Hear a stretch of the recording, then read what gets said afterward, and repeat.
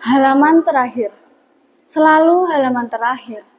Kata ustazah, buku tulis itu harus diisi penuh dari halaman pertama sampai sebelum terakhir. Katanya, halaman terakhir ini buat coret-coret, buat catatan penting, buat informasi penting. Tapi, kalau buatku, halaman terakhir ini adalah tempat pelarian. Lihat, ini sekolahku. Bukan yang ini. Tapi yang ini, sekolah masa depan versiku. Bel di sekolahku ini bunyinya bukan lagi tet, tanda ganti pelajaran. Tapi bunyinya beda-beda. Kadang musik, kadang suara alam, kadang kutipan inspiratif. Bel yang bikin penasaran, bukan bel yang bikin tegang. Di sekolahku ini, kelas tuh nggak punya tembok. Bukan, maksudku temboknya bisa berubah-ubah.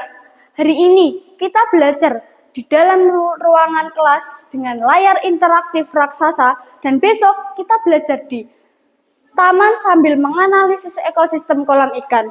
Belajar biologi itu ya langsung di kebun, bukan cuman menghafal dari buku paket halaman 8. Dan di sini tidak ada lagi yang namanya ranking, karena setiap anak itu mempunyai juaranya sendiri-sendiri. Yang jago fisika, dia akan magang di tim robotik.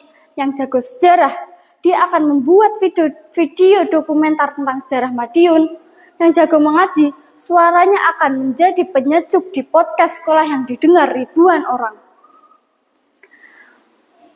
Belajar itu bukan untuk mengalahkan temanmu, tapi untuk mengalahkan kebodohanmu sendiri. Itu kan intinya. Ujiannya bukan lagi pilihan ganda A, B, C, atau D.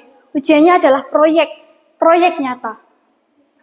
Misal, tugas akhirnya adalah merubah 100 botol bekas ini menjadi sistem otomatis tetes untuk kebun cabai di belakang asrama. Itu ujian fisika, biologi, ekonomi, dan bahkan ujian kepedulian. Lulusannya bukan saat dapat nilai 100 di kertas, tapi saat cabainya panen dan sambalnya bisa dinikmati oleh seluruh warga pondok. Keren kan? Tapi, sekolah masa depan versiku bukan tentang gedungnya, bukan tentang teknologi yang canggih, tapi tentang pelajarannya, cara menjadi manusia. Setiap hari ada pelajaran wajib, yaitu pelajaran empati.